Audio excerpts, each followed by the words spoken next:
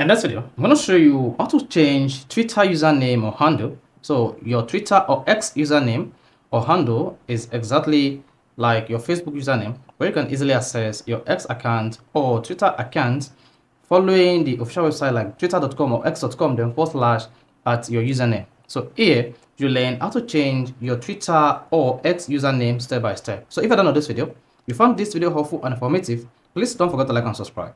Now, the first you want to do when you want to change your Twitter username or handle is open the X application on your device. Then once you do that, click on the profile icon at the top right here, and then scroll down and click on settings and support.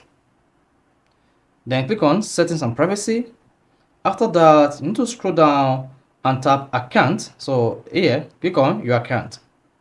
Once you click on your account, here you have access to account information, change your password, download and archive your data, and then deactivate your Twitter account. Now, to change your username, all you need to do is click on account information, click on that, and here if you see username, click on username, and then go ahead and delete this username.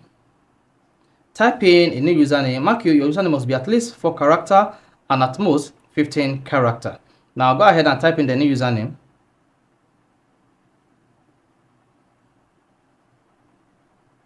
Then once you're done, Twitter will confirm whether this username is available or not.